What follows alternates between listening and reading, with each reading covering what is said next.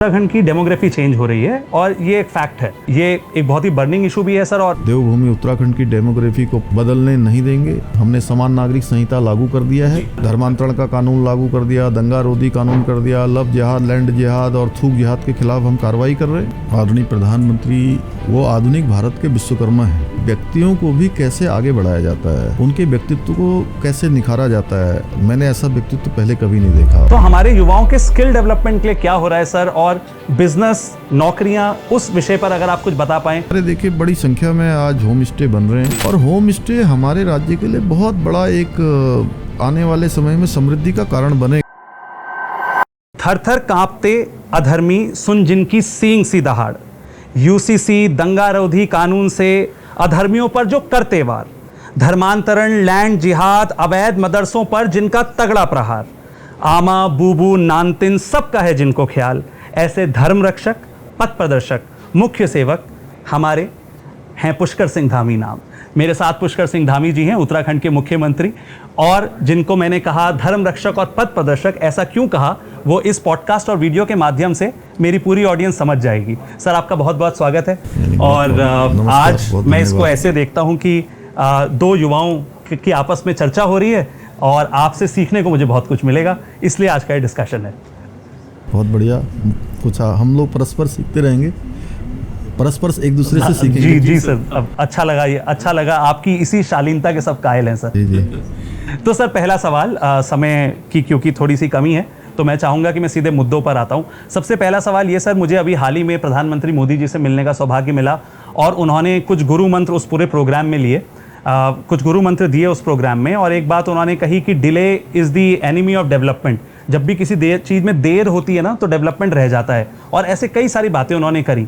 मुझे लगा जब मैं उनसे एक दिन में मिला तो इतना कुछ सीख लिया, आपको उनका स्नेह इतना मिलता है और मार्गदर्शन मिलता है, कोई ऐसी बात जो आप उनकी कार्यशैली से, उनके तरीकों से और जिस तरह से वो भारत को आगे लेके जा रहे हैं उससे आपने सीखा हो, उस बारे में मैं जानना चाहूँगा। देखिए, आधुनिक प्रधानमंत्री सच में वो आधुनिक भारत के विश्वकर्मा हैं जी। और जहां उन्होंने विकास के और फैसलों के कीर्तिमान स्थापित किए हैं, आज़ाद भारत के वो पहले ऐसे प्रधानमंत्री हैं जी, जिनके बारे में जिस क्षेत्र में बात की जाए उनकी उतनी ही जो है उनको महारत हासिल है हर क्षेत्र में। जी जी। जहाँ तक मैं उनके व्यक्तित्व की बात करूँ तो सच में कुछ शब्दों में बताना बहुत मुश्किल है, लेकिन इतना मैं कह सकता हूँ कि व्यक्तियों को भी कैसे आगे बढ़ाया जाता है, उनके व्यक्तित्व को कैसे निखारा जाता है, कैसे उनके अंदर आत्मविश्वास पैदा किया जाता है। सच में वो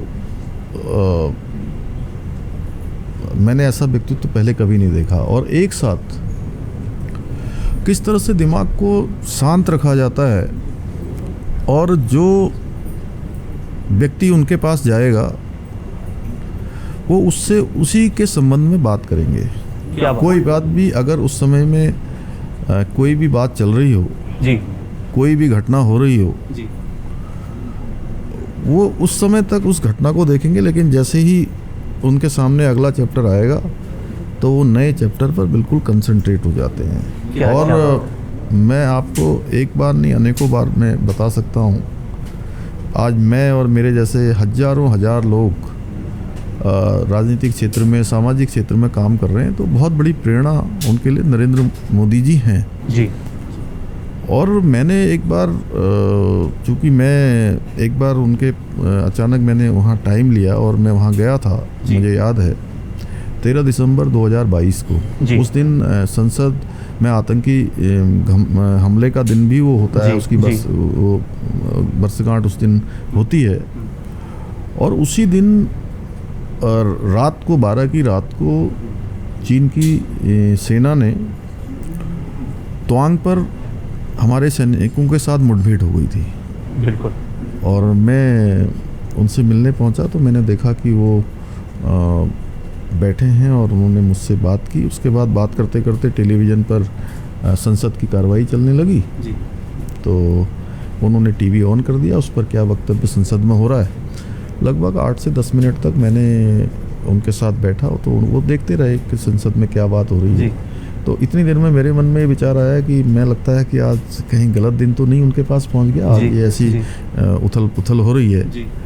तो आप लगता है कि मुझसे जो है ज़्यादा बात आज प्रधानमंत्री जी नहीं करेंगे। तो लेकिन वो तो 10 मिनट हुआ और उन्होंने फिर उसके बाद टीवी को ऑफ कर दिया। अच्छा। जैसे ही वक्तव्य पूरा हुआ और उसके बाद एक एक बिंदु पर वो उत्तराखंड के बारे में और जो हमसे संबंधित था, क्या बात, उन पर उनका मार्गदर्शन भी मिल रहा था, जानकारी भी ले रहे थे। तो मैंने ये सीखा कि आपके सामने अनेक सेक्टर होते हैं, अनेक विषय होते हैं जी। तो आपको जिस समय जो सामने आता है पूरा ध्यान उसी पर केंद्रित करना है जी जी। और पहले की चीज़ों को ऑफ कर देना, नया ऑन कर देना है। जैसे मछली की आँख में आपका जब निशाना रहता है या चिड़िया आपको सिर्फ आँख दिखे, वो वाली जो कहानियाँ हैं, मुझे लगता है वो मोदी जी जी रहे हैं उन कहानियों जी रहे हैं। और दूसरा, अपने से छोटे लोगों को कैसे आगे बढ़ाना है, कैसे उनको उनके अंदर आत्मविश्वास लाना है, कैसे उनकी पीठ थपथपानी है, वो उनका सबसे बड़ा गुण है, बहुत बड़ा गुण है। और प्रोत्साहित करना, आप देखते होंगे खिलाड़ियों को जब खेलने जाते हैं तो वो उनको बुलाकर जो है उनको प्रोत्साहित करते हैं। जीत हार जो भी हो, हमेशा प्रोत्साहित करते हैं। जीतने के बाद भी करते हैं, अगर हार जाते हैं तो भी करते हैं जी। सर, इसी से सवालों को आगे बढ़ाऊंगा और एक प्रश्न था मेरे मन में, कभी आप खेती करते दिखते हैं? कभी हम ये बात सुनते हैं कि पेड़ पौधे लगाने का जो विचार आपके मन में आया कि कैसे फलदार पेड़ होने चाहिए, जिससे हमारा जिसको हम कहते हैं ना कि आपको प्रोजेक्ट टाइगर और ऐसे कई सारी चीज़ें आपने सोची। तो मेरे मन में सवाल था कि आपकी जो परवरिश है, आपका जो बचपन बीता, उसका कितना बड़ा प्रभाव पड़ा इन बातों पर कि आप प्रदेश को भी समझते हैं, आप खेती को भी समझते हैं और आप पर्यावरण को भी समझते हैं। अपने बचपन का कुछ ऐसा बताएं जिससे हमें लगा कि आपको आपकी परवरिश से इस बात में फ़र्क पड़ा। देखिए, मैं बहुत सामान्य परिवार में पैदा हुआ और पहाड़ के जो एक सामान्य परिवार होते हैं, फौजी परिवार होते हैं जी, उनके जीवन में जो चुनौतियाँ होती हैं, जो परेशानियाँ होती हैं, जो अभाव होते हैं जी, वो मैंने बहुत नज़दीक से देखा। मेरा जन्म जो है पिथौरागढ़ में कनाली सीना के पास एक गांव है हमारा, टुंडी गांव, मेरा वहाँ हुआ। तो मैं बचपन में, मुझे लगता है कि 4 साल का रहा हूँगा, तब से मैंने वहाँ स्कूल जाना शुरू किया। वहाँ पैदल लगभग 2-3 किलोमीटर पैदल चल के स्कूल जाते थे। तो इतनी ठंड होती थी कि ऐसा लगता था कि ये उंगलियों में ना किसी ने सुई चुबा दी है जब हम वहाँ पहुँचते थे। तो और वैसी विषम परिस्थितियाँ थी। उसके बाद मैं फिर खटीमा आ गया। खटीमा में मैं लगभग 2.5-3 किलोमीटर पैदल चल के स्कूल जाते थे। पहले हमने प्राइमरी में पढ़ाई करी। प्राइमरी भी ऐसा था कि जहाँ बैठने के लिए फर्श तो होती ही नहीं थी जी, खड़ंजा भी नहीं था, मतलब वो कच्ची समझ रहा हूँ था। और उसमें हम तख्ती पर जाकर हमने पढ़ाई करी। तख्ती होती थी उसमें, जी, पाठी बोलते थे। आपने पढ़ा पाठी में? मैंने तो पाठी में नहीं पढ़ा सर, लेकिन मैंने ये सुना है। हाँ तो पाठी में आपने नहीं पढ़ा, मैंने पाठी में पढ़ाई करी। और पाठी का आप जानते होंगे जिन लोगों ने पढ़ा, मेरे पिताजी उस बारे में बात करते हैं, तो मैं समझ सकता हूं। पाठी में पढ़ते थे और पाठी में सेल तोड़ के जो है पाठी को जो है रात में पहले मिटा के उसको कपड़े से जी, और उसके बाद उसको काले सेल के काले से जो है उसको जो है ठीक से रख देते थे रात में लगा के। सवेरे जब वो सूखती थी तो घोटा लगाते थे उसमें दवात से, कलम और दवात से हमने पढ़ाई करी। और घर से जो है जो खाद के कट्टे होते थे, खाद आता था उसमें, वो कट्टों को फाड़ के अपने साथ लेके जाते थे, उसमें हम बैठते थे नीचे। उन परिस्थितियों से आपने जो संघर्ष सीखा वो राजनीति में भी रहा होगा, और उसके बाद अब जब आप प्रदेश की बागडोर संभाल रहे हैं इस खूबी से, तो मुझे लगता है वहाँ भी उसमें मदद मिलती होगी। कहते हैं जिसने स्ट्रगल देखा है वही समझ सकता है। आपने देखा होगा, आज मैं अपने पुश्तैनी खेत में गया। जी जी, वही रेफरेंस था मेरा। मैं पुश्तैनी खेत में गया और बचपन में मैंने रुपाई बहुत लगाई। माताजी के साथ जाके जो है खेत में मेड़ बांधना, रुपाई लगाना, हल जोतना जी, और कभी ट्रैक्टर भी चलाता था वहाँ जी। तो ऐसा मैंने सब नज़दीक से देखा और मैं सोचा कि बहुत साल हो गए हैं क्या मैं थोड़ा अभ्यास जैसा भी कर लेता हूँ आज जाकर। तो प्रातःकाल में वो 6:30 बजे जी, मैं जैसे ही मुझे देखा कि पीछे पानी भी भरा हुआ है, सब आज जो है ठीक है, घर के वो हमारा पुश्तैनी घर है, पुश्तैनी खेत है, उसमें मैं गया सर और उसी कुशलता से हो पाया? हाँ बिल्कुल बिल्कुल नहीं थोड़ा सा वो जो रुपाई थी जी, उसमें मेरा काफ़ी हाथ साफ था। अच्छा, मैं बहुत तेज़ी से लगाता अच्छा, था। अच्छा, एक मतलब एक दिन में काफ़ी सारा, मतलब लगभग अगर मैं कहूँ कि आधा बीघा के करीब अगर मैं पहले लगा लेता अच्छा, था बहुत तेज़ी। थोड़ा उतना तेज़ हाथ मतलब उतना क्योंकि प्रैक्टिस थोड़ा कम हो गई, लेकिन फिर भी अच्छे से लगा रहा था। और उसमें क्या है कि कई बार वो पानी थोड़ा ज़्यादा भरता है जहाँ पर मैं रुपाइल कर रहा था। जी। तो एक पेड़ एक पौधे की जगह कहीं 2 भी लगाने पड़ते हैं। तो मैं अपने आसपास वालों को भी बता रहा था कि यहाँ पानी भरता है, इसलिए एक गल सकता है, इसलिए 2 लगाओ इसमें। हमारे और दूसरा मैं आपको बताऊं कि ये जो बैलों से खेत जोतना है, हाँ, ये दूर से तो लगता होगा सामान्य काम है। हाँ। पटेला लगाना उसमें आप देख रहे होंगे, आपने अगर वो देखा होगा तो वो पटेले के ऊपर चढ़कर उसके क्या है कि उसका तरीका क्या है। अगर पटेले में आप चल रहे हैं तो एक तो जहाँ मिट्टी ज़्यादा है वहाँ आप पटेले में चढ़ते हैं, और जहाँ गहरा होता है वहाँ पटेला छोड़ देते हैं, जिससे वहाँ मिट्टी भर जाती है, ठीक है ना। और वहाँ से फिर आता है, फिर ऐसे एक क्रम चलता रहता है। उसमें दोनों काम होते हैं, समतल भी होती है जगह जगह, और जब चलाते हैं उनको, बैलों को आगे चलाते हैं, तो ये मैं इसलिए बता रहा हूँ कि आपके माध्यम से जो है सब आज की पीढ़ी ये समझ पाएगी कि तो वो कनेक्ट आएगा सर, कनेक्ट आएगा। और मुझे लगता है सीखना भी चाहिए। बिल्कुल। तो जब बैल चलते हैं सीधे सीधे, तो आप अगर उनके बाएं वाली रस्सी को खींचोगे तो बाईं तरफ मुड़ जाएगा, और दाहिनी वाली रस्सी को खींचोगे तो दाहिनी तरफ मुड़ जाएगा। अगर आपको उनको सीधे चलाना है तो दोनों रस्सियां छोड़ के बीच की जो जुए के साथ रस्सी जुड़ी होती है उस रस्सी को पकड़ के आप पटेले में चढ़ जाइए, तो सीधे चलेंगे। अरे वाह, अरे वाह। तो एक नई स्किल तो हमने और हमारी ऑडियंस ने सीख ही ली सर आज, और ये भी पता चल गया कि कहते हैं यथा राजा तथा प्रजा, as is the king so are the followers. तो जो मेहनत करने की स्पिरिट है उत्तराखंडियों में, वो हमारे मुख्यमंत्री में भी है और हम में भी है। अब अगले सवाल पे आता हूं सर। चाणक्य ने कहा था, रूप यौवन संपन्ना विशाल कुल संभवा, विद्याहीन न शोभते निर्गंधा एव किंचुका। जिसका मतलब ये है कि अगर हम स्किलफुल नहीं है तो किंचुक के फूल जैसे हैं, और एक किंचुक का फूल स्मेल नहीं देता तो उसको कोई पसंद नहीं करता। जब बात हो उत्तराखंड के युवाओं की, तो हमारे युवाओं के स्किल डेवलपमेंट के लिए क्या हो रहा है सर, और बिजनेस, नौकरियां, उस विषय पर अगर आप कुछ बता पाएं कि नए हमारी ऐसी क्या चीज़ें हैं जिनसे युवा आश्वस्त हो जाएं कि अब उत्तराखंड सही हाथों में है। स्किल डेवलपमेंट पर काम 2014 के बाद शुरू हुआ, जब आदरणीय प्रधानमंत्री श्री नरेंद्र मोदी जी ने देश के प्रधानमंत्री के रूप में काम करना प्रारंभ किया।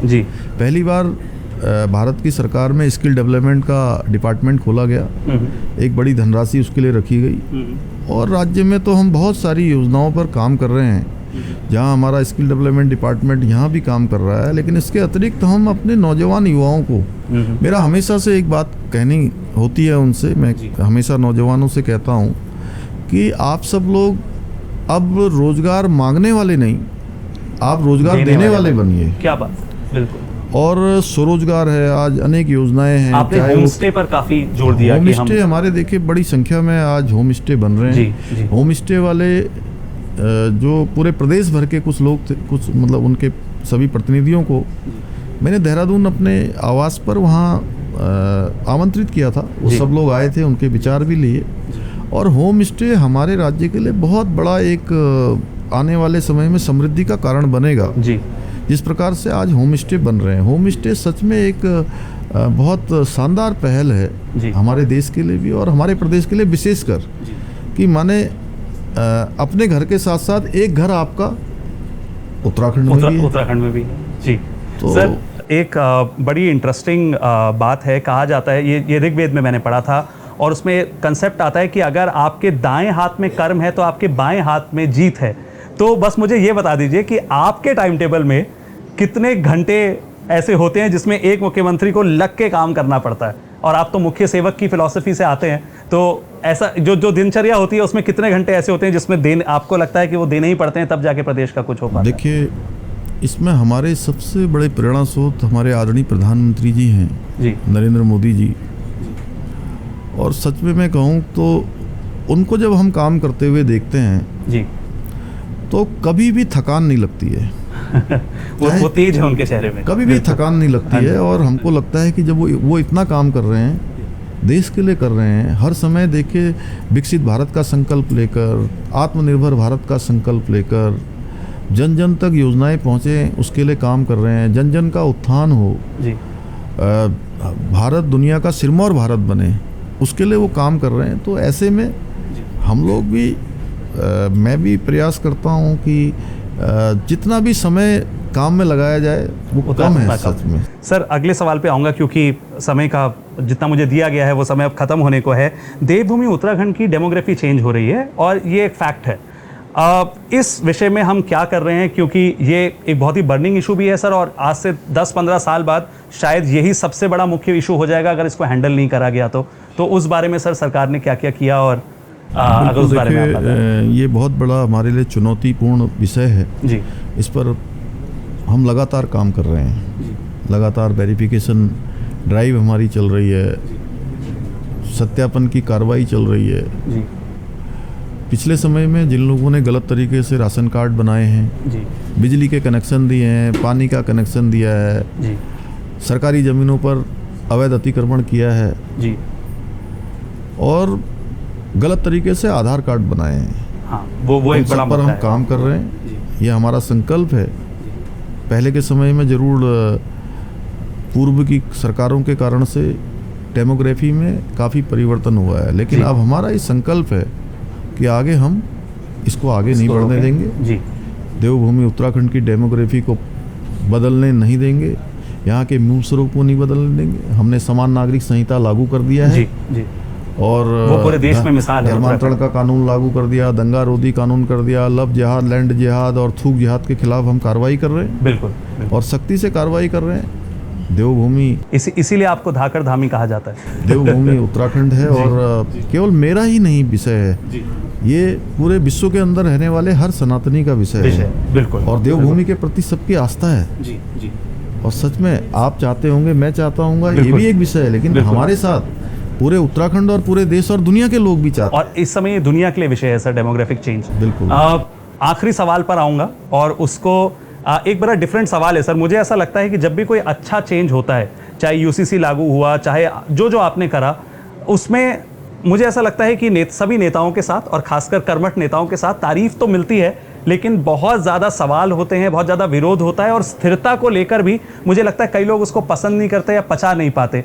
तो मैं बस ये जानना चाहूँगा कि उस प्रेशर को, उस नेगेटिविटी को हैंडल कैसे करते हैं जब कुछ बहुत अच्छा हो और फिर भी लगे कि बस बिना बात के उस बात का विरोध हो रहा है। उस नेगेटिविटी को हैंडल कैसे करते हैं? आपका मंत्रा ऑफ मेंटल फिटनेस क्या है सर? देखिए, सबसे पहले तो अपने ऊपर विश्वास होना सबसे बड़ी बात है। और उसके बाद ये लगता है कि भाई हम कोई फैसला ले रहे हैं सच्चे मन से, अच्छे मन से, साफ नीयत से। तो मुझे ऐसा लगता है कि लोगों का समर्थन, लोगों का आशीर्वाद आपके साथ होता है। बिल्कुल। लेकिन वो कुछ विघ्न संतोषी लोग होते हैं। जी। जी।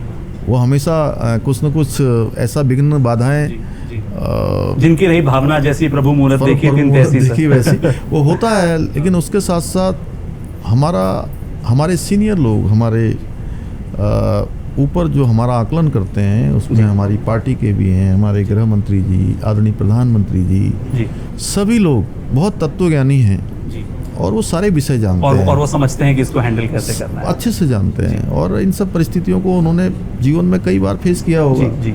वो काम से जवाब देते हैं, बात से नहीं। बिल्कुल। एक आखिरी बात कहना चाहूँगा, क्योंकि मैं कभी भी और प्रधानमंत्री जी के सामने कविता करने का मौका मिला तो आज ये सौभाग्य नहीं छोड़ूंगा। इस पॉडकास्ट को ख़त्म करते समय मैं अपने आखिरी सवाल पर ही लिखी एक कविता सर को जल्दी से सुनाऊंगा, उसकी खाली कुछ पंक्तियाँ, और चाहूँगा हमारी ऑडियंस उसको बहुत ध्यान से सुने।